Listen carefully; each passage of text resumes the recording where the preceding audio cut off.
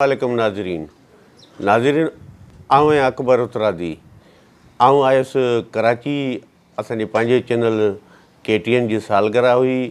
सालगिरह तमामु बहितरीनु थी।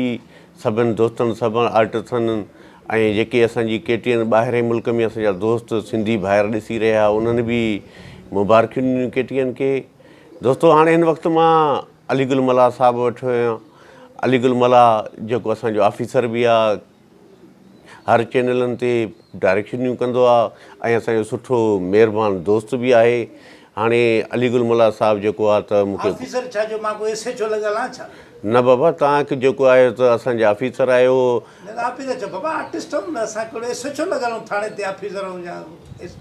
न न उहो माशाल्लाह उहो तव्हांजो पंहिंजो किरदारु आहे। उन किरदार सां गॾु जेको आहे त डायरेक्टर बि तव्हां आहियो सोराब सुमरो साहिबु, ऐं तव्हां बाक़ाइदे डायरेक्शनियूं कंदा आहियो। टोटल फिल्मुनि में तव्हां डायरेक्शनियूं कयूं।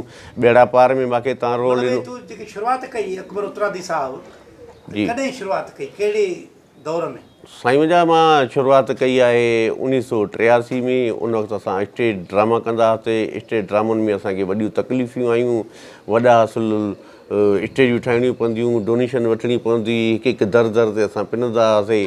वॾी तकलीफ़ुनि सां जेके बि ग़रीब आर्टिस्ट आहिनि पंहिंजा जेको फ़न जो मुज़ाहिरो कंदा हुआ असां। पोइ असांजा जेके इदारा असांजा पंहिंजा ई इदारा KTN शुरू थी। असां KTN ते असां शुरूआति कईसीं जी।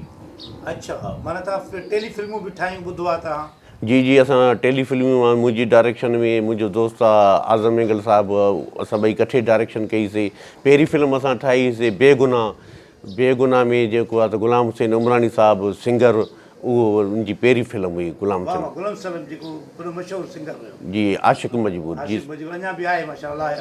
अलाह हयाती। अच्छा, मतिलबु इहो तव्हांजो जेके डिज़ाइन आहे इहे कंहिं ॾखण को ठाराई अथव या ख़ुदि थी अथव? न साईं, जेको आहे त हर कंहिंजो पंहिंजो लुक हूंदो आहे, पंहिंजो अंदाज़ हूंदो आहे। जेको आहे मुंहिंजो मुहावरो जेको आहे त बारा कुदरती मुंहिंजो कॉमेडी मुहावरो आहे जेके तव्हां बि लाइक कंदा आहियो। सोराब सुमरो बि लाइक कंदो आहे।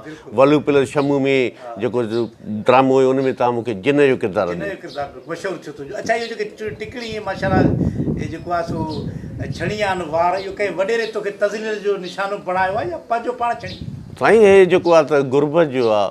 असां जेके आर्टिस्ट आहियूं असांखे सुठी बजटां मिलनि ऐं असांजे किरायनि में भाड़नि में पूरा आहियूं। असांखे तकलीफ़ूं अचनि थियूं, असांखे बजट मिले ऐं असांजो ईअं सम्झ चुल्हो ॿरे। अच्छा, ॿुधो आहे त तुंहिंजे घर में सोलर लॻल न आहे, तूं पाण जेको आहे सो वेंदो आहे उस ते ऐं उन खां पोइ तोते तुंहिंजी टिकण ते जेको आहे सो इहे बाक़ाइदे सोलर वारो कमु कंदी आहे टिकण तुंहिंजी, जंहिंमें 4 पखा हलंदा आहिनि, 2 सेवर हलंदा। इहो ॿुधो आहे? न साईं, जेकॾहिं छोलर मुंहिंजी टिकण ते हुजे हा, जेकॾहिं छोलर मुंहिंजी टिकण ते हुजे हा त पोइ ईअं सम्झो मां पाण रोज़ी हुयुमि।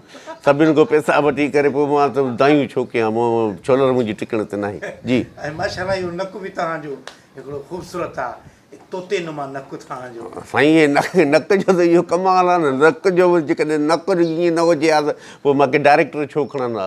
हाणे हिन वक़्तु तव्हां काॾे वेंदो? कराची में आहियो त सही सालगिरह में, हाणे काॾे वेंदो साईं तव्हां? साईं, हाणे हिन वक़्तु मां वेंदुमि, मुंहिंजो प्यारो दोस्त आहे, उनखां मां सीनियर आहियां। उस्ताद मां नथो चई सघां छो जो अलाह हुनखे नवाज़ियो आहे, मालिक हुनखे नवाज़ींदो।